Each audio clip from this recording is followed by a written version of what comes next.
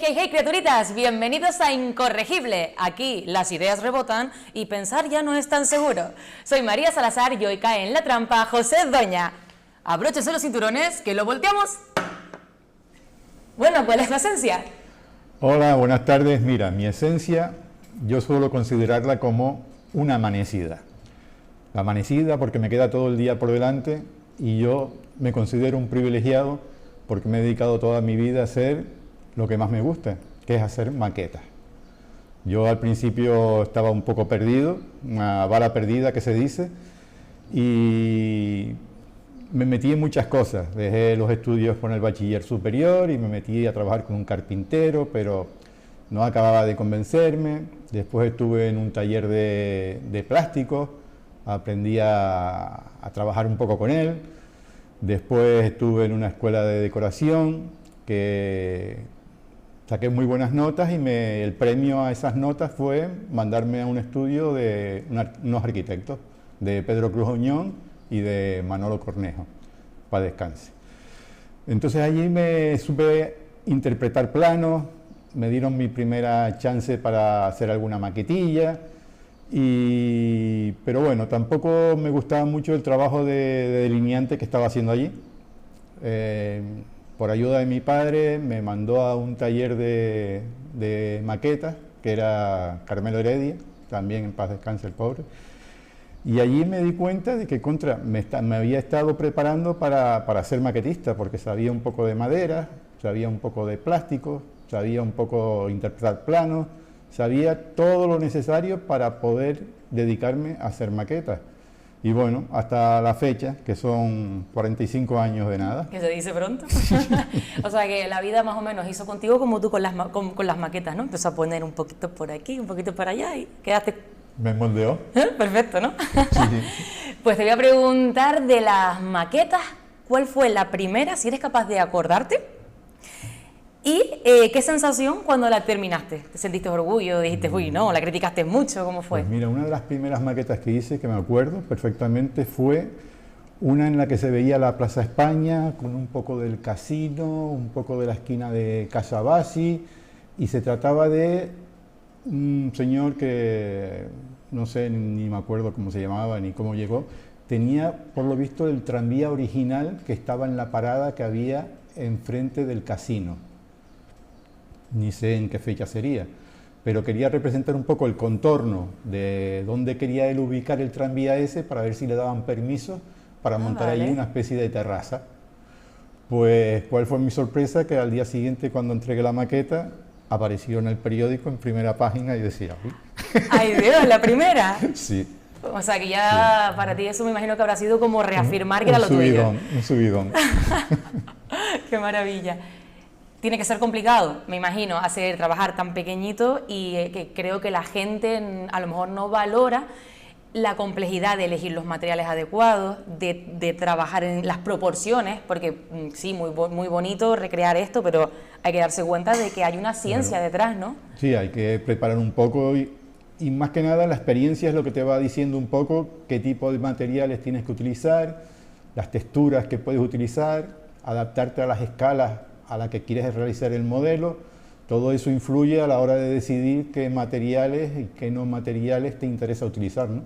De todas maneras siempre se han cometido errores y yo soy con la filosofía de que se aprende más de un error que de un acierto. 100%. Y entonces, hombre, siempre que tienes un error, oye, la próxima seguro que sale mejor, y han sido muchas, ¿no?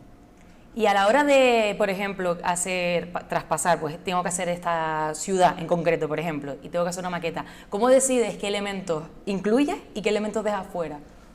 Hombre, depende de la escala. Eso, si quieres hacer una ciudad entera, tienes que irte a una volumetría. A lo mejor sí puedes, lo que puedes hacer es representar los edificios más representativos con más detalle, claro. Y el resto tienes que hacerlo más volumétrico. Depende mucho del tamaño, depende del presupuesto, depende de qué quieres representar exactamente o qué quieres enseñar en esa maqueta.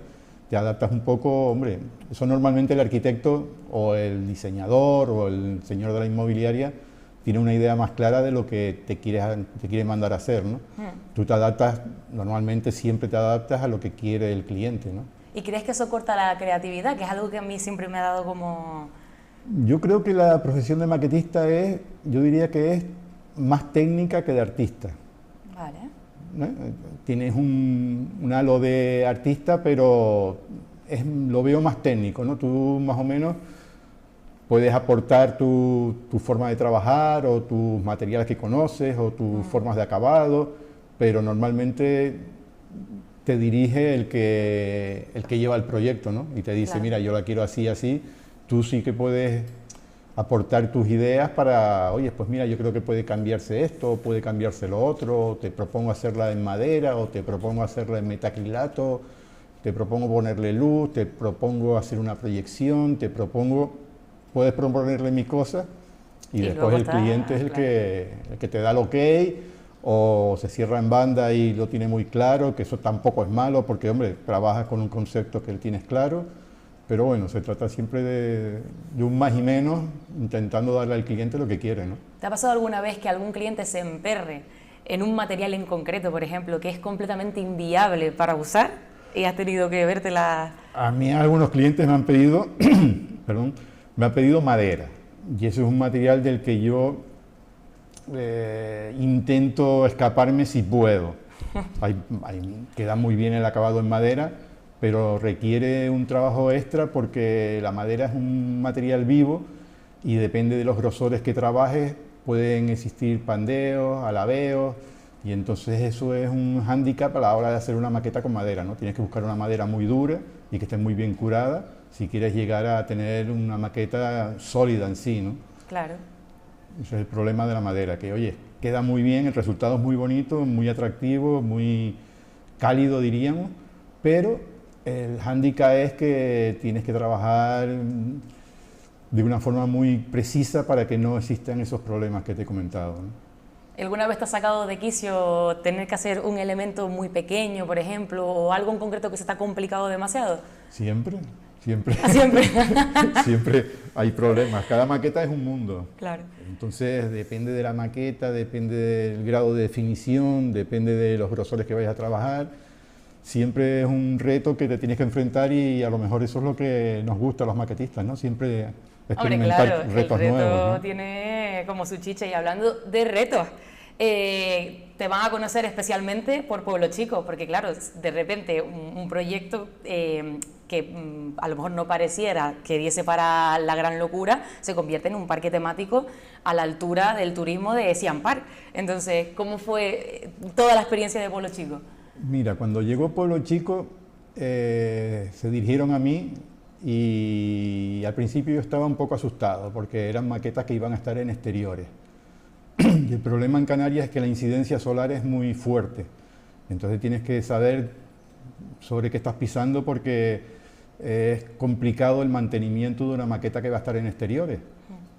Entonces al principio no lo tenía muy claro, pero tenía un compañero, Marcos García Lago, que me dijo que sí, que estábamos capacitados para sacar un proyecto de eso adelante, ¿no? Que él tenía cierta experiencia y que me animó a meterme en el proyecto, porque yo estaba trabajando en mi taller y no me faltaba el trabajo. Y eso sería cortar con todos los clientes para meterte en un proyecto que era muy ambicioso, pero también era dejar plantado a toda mi clientela de muchos años que llevaba. Pero el reto me gustó, nos metimos en el proyecto, fueron 4 o 5 años trabajando en las maquetas de Pueblo Chico. Sí, que la gente piensa que a lo mejor un trabajo de las maquetas puede tardar un año y a todo meter y no se dan cuenta de que... No, porque era muy artesanal, eran cerca de 40 o 50 maquetas, no recuerdo bien, y de toda índole, ¿no? Tenía edificios modernos, tenía casas en la laguna, tenía zonas rústicas, tenía muchos proyectos totalmente diferentes unos de otros. Y entonces estuvimos con el proyecto ese que tuvo su éxito en su momento. Después, acto seguido, nos metimos con otro parque en México, Discover México, que también hicimos muchas maquetas para el parque. Increíble. Después colaboramos con Madurodam, que es el parque más antiguo del mundo, diría yo. Fue el primer parque temático de maquetas que hubo en Europa, en Holanda. Que tuvimos un convenio con ellos y tuvo mucho éxito, hicimos como 30 o 40 maquetas y tuvimos bastante apoyo de esta gente de Holanda. Y quitando el éxito, las portadas y demás, ¿cuál es el trabajo del que te sientes más orgulloso ahora con la distancia? Pues no sé si decirte, tal vez el Hotel Bahía del Duque, o el telescopio Gran Tecán, o algunas maquetas de Pueblo Chico, algunas de Discover México. No sé, son como hijos, a todos los quieres por igual. Claro, elegir un favorito es como hacerle Es daño al otro, complicado. ¿no? No, las que te he nombrado son porque son un poco particulares. La del auditorio, que hice con José Bucel, otro maquetista, también ha tenido mucha aceptación, está allí en el hall del auditorio. Y es una maqueta del auditorio cortado longitudinalmente, donde ves cómo es el auditorio, ¿no? Porque si lo ves por fuera el auditorio en sí, no te No se explicas aprecia, muy ¿no? bien cómo es eso por dentro.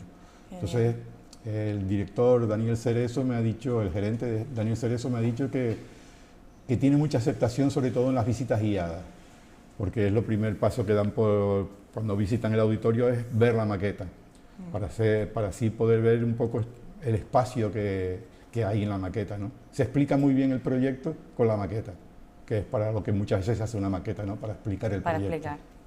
Pues bueno, ha sido súper interesante conocer todo esto de primera mano, a ver si nos vemos en otra ocasión y alargamos toda esta conversación. Y nada, esto ha sido Incorregible. Nos vemos en el próximo episodio si nadie nos corrige. Y recuerden, síganos, coméntenlo o díganselo a su cactus.